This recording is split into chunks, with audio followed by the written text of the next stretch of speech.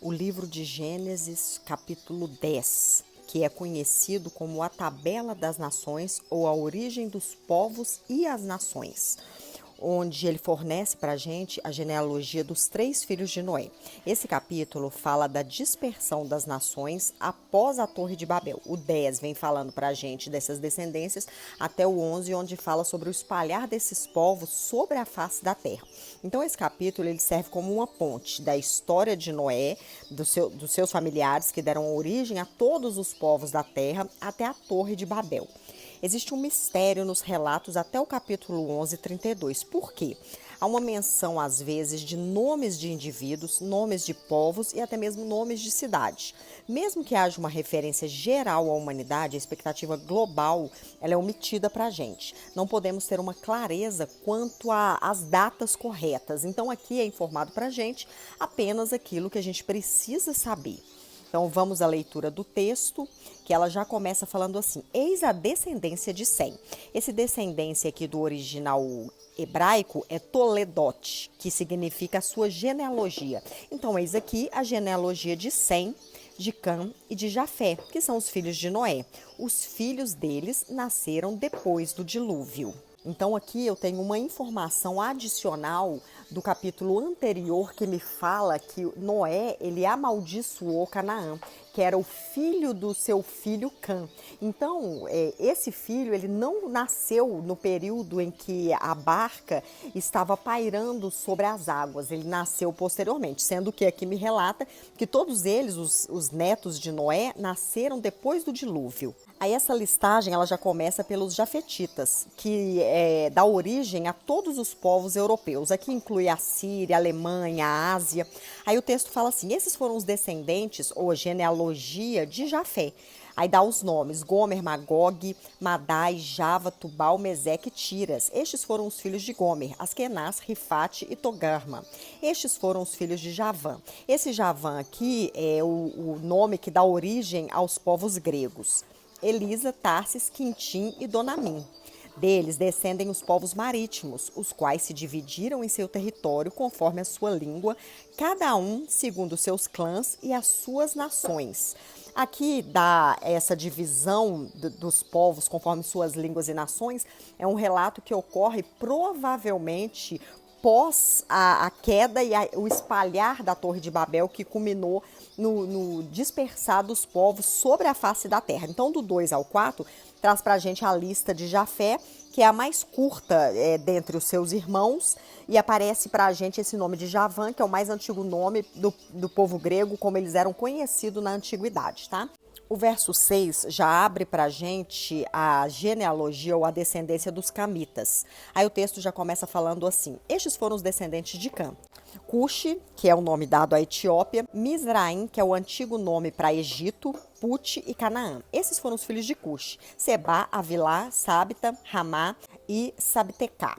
Estes foram os filhos de Ramá: Saba e Dedá. Aí, a partir do verso 8, é apresentado um personagem de extrema importância na história da humanidade, não somente na história do povo hebreu, na história do povo camita, na história dos jeftitas, tá? O texto fala assim: Cuxi gerou Nimrod. Lembrando que nós estamos falando de uma geração, de uma genealogia que foi amaldiçoada por Noé. Então a gente vai começando a compreender a profundidade dessa palavra de maldição sobre as descendências. Esse Nimrod, a Bíblia fala pra gente que ele era um poderoso caçador. E o princípio do seu reino foi literalmente Babel. Também Ereque, Acode e Calné, terra de Sinar. Depois ele saiu da Síria e edificou Nínive, que sofreria julgamento de Deus. Lá em Miqueias 5:6, a Síria vai ser chamada de terra de Nimrod. Nós também vamos ver, principalmente nos profetas maiores, os relatos a respeito desse povo e os afrontes que eles tinham contra o povo de Deus. Na história secular, Nimrod, ele morreu durante uma caçada e sua mãe, que se chamava Semíramis, ela estava grávida grávida e era uma prostituta cultual. Dessa gravidez nasceu Tamuz, que ela dizia ser filho do seu filho Nimrod. Ela passou a ser chamada então de deusa Lua e Tamuz, rei Sol. E assim criaram uma falsa religião que se espalhou pelo mundo. No Egito, esses dois eram chamados de Íris e Osíris. Na Grécia, Afrodite e Eros. Em Roma, Vênus e Cupido. Quando Constantino ascende ao poder como um grande imperador e, teoricamente, abre aspas, ele se converteu ao cristianismo, ele tinha o hábito de pegar as miscigenações das religiões pagãs para acrescentar no cristianismo. Por quê? Para ele, o que importava era o volume de pessoas e não a qualidade de corações fiéis que deveriam se achegar a essa religião. Então, ele viu que havia uma estátua de uma mãe com um bebê no colo, que era chamado Rei Sol e Mãe Lua. Essa Mãe Lua, posteriormente, foi chamada de Rainha do Céu. Nós vamos ver diversas vezes Isaías criticando o povo de Deus por se render, por prestar adoração a essa chamada Rainha dos Céus, tá? Mas isso foi bem antes de Constantino. Então, o que acontece? Constantino, vendo essa imagem, ele traz ela para o cristianismo. Daí que começa aquela história de La Pietà, da mãe sofrendo com o filho morto nos braços, que a Igreja Católica ela tomou para si como sendo Maria sofredora com Jesus nos braços, aquela que é piedosa. Então a gente vê as religiões pagãs, as religiões dos povos amaldiçoados sendo introduzida gradualmente dentro do cristianismo. E que nós sabemos que isso magoa profundamente o coração de Deus, porque dentro das Sagradas Escrituras nós não temos nenhuma forma de mariologia sendo infiltrada para que nós pudéssemos render graça a qualquer tipo de mulher. Aí o texto continua falando de Nimrod, verso 9. Ele foi o mais audaz e corajoso dos caçadores diante do Senhor, e por esse motivo há um ditado, valente como Nimrod. No início do seu reino, abrangia Babel, vamos gravar esse nome porque ele é muito importante dentro da cronologia bíblica, até Apocalipse. Erec, Acade, esse Acade aqui do hebreu é Acade, A-K-K-A-D, que dá origem à língua falada na Babilônia Antiga e na Assíria, que é a linguagem chamada acadiano, tá? Uma das primeiras que se tem relatos. Aí, além de Acade, Calné, nas terras da Babilônia. Desta terra, ele partiu para a Síria, onde fundou Nínive. A Bíblia fala pra gente de Assíria, que a sua capital é Nínive, e fala de Síria, que a sua capital é Damasco. Reobote e Ircala, e Recém, que fica em Nínive e Cala, a grande cidade. Do 12 ao 15, nós vamos ver os nomes dos descendentes de Canaã que deram origem aos povos que habitaram a grande Canaã. O texto fala assim: Misaim deu origem a Luditas, Anamitas, Leabitas, Naftuitas, Patruzitas, Casluitas, nos quais descenderam os filisteus, e os Caftoritas. Nós vemos os relatos dos nomes que sempre afrontaram e sempre procuraram guerra contra o povo de Deus, contra os judeus, os hebreus. Canaã gerou Sidom, seu filho mais velho, os Sidônios, os primeiros, e os Hititas. Agora vem aquela lista mais extensa dos nomes que sempre é relatado como aqueles que afrontam Israel. Ele também deu origem aos Jebuseus, Amorreus, Gigarzeus, Eveus, Arqueus, Sineus, Arvadeus, Zemareus e aos Zemateus, e mais tarde se espalharam pela família dos cananeus. 19. E os limites das terras de Canaã estendiam-se desde Sidom, indo até Gerar, e chegava a Gaza, e de lá prosseguiam até Sodoma, Gomorra, Adimá, Zeboim, até Laza. Mais uma vez, nós vemos nomes conhecidos por despertar a ira de Deus quanto ao pecado da sua população. São estes os povos e culturas que descenderam de Cã, conforme seus grupos familiares e línguas em seus territórios e nações. Do verso 21 em diante, nós vamos ver a linhagem dos judeus e dos árabes, os chamados semitas. O verso 21 fala: uma descendência nasceu de semelhante modo a Sem, pai de todos os filhos de Éber, irmão mais velho de Jafé.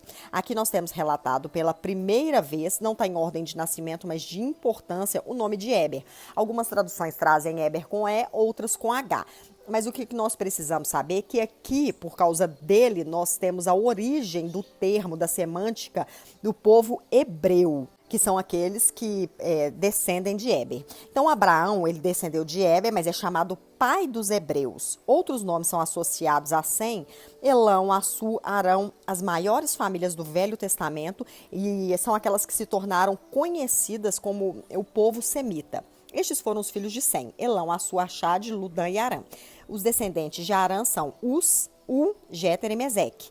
Arfaxade gerou Cainã, e Cainã gerou Sala. Sala gerou Éber. Éber deu origem a 2 filhos. Um deles chamou Peleg, porquanto em sua época a terra foi dividida. Seu irmão recebeu o nome de Joquitã. Então, mais uma vez, nós vemos aqui o relato de uma terra dividida, antecedendo o real fato que será contado no capítulo posterior, mostrando que aqui não existe uma ordem cronológica com relação ao capítulo posterior. Verso 26, Joquitã gerou Almodá, Selefe, Hazar, Mavé e Gerá. Adorão, Uzal, Dicla, Obal, Abimael, Sebá, Ofir. Mais uma vez nós vemos um nome que remete a uma localidade. Avilá, Jobabe, todos esses descenderam de Joquitã. E habitaram numa região que se estendia desde Messa até Cefar, nas colinas do leste. São estes os filhos de Sem, segundo seus clãs e línguas e suas terras, suas culturas e suas nações. Então, do 25 ao 31, para alguns, a repetição da terra aqui, ela pode ser uma referência à Pangeia, quando fala dessa separação que deu origem aos continentes, que pode ter sido isso que aconteceu, tanto numa era que, quando Satanás foi lançado da terra, numa era pós-diluviana, ou aqui, quando dispersados os povos sobre todas as nações, né, que eu acredito ser a mais fidedigna. Porque se os povos são separados por línguas, nada mais singular do que o próprio Deus separar esses povos por continentes. Acredita-se que na antiguidade, a Pangeia, todos os continentes eram ligados e eram um só. E quando a gente vai lendo a Bíblia, a gente vê que quando Jesus ele reestabeleceu o seu governo milenar, provavelmente os continentes se ajuntarão novamente. Por quê? Esses povos novamente vão falar a mesma língua e nós vamos viver em unidade. Apocalipse 21 diz que não haverá mais um mar. Talvez seja uma nova geografia implementada que até mesmo a ciência compactua com isso. Por quê? A Bíblia, ela não desmente a ciência. A ciência que cada vez que busca conhecimento, ela vê que a Bíblia está totalmente correta. E existe uma nova reaproximação desses continentes. E se a Bíblia fala que não haverá mais mar, por quê? Biblicamente falando, teologicamente, o mar ele representa separação, aquilo que está dividindo os povos. E também tem outra linha de interpretação que o mar é multidão de pessoas em agitação. Mas nesse contexto, o que a gente vê? Que o mar ele não vai existir no sentido de separação de pessoas. É óbvio que provavelmente vai continuar existindo as praias, tá? E essa situação em si, com toda certeza, ela afetou a migração dos povos antigos para facilitar essa separação não somente linguística, mas de corpo. O verso 32 e o último do capítulo 10, ele fala assim: são estes os grupos familiares dos filhos de Noé, de acordo com a geração, dividido as nações, as culturas, a conformidade com a história da sua descendência. A partir deles, os povos se dispersaram por toda a terra depois do dilúvio.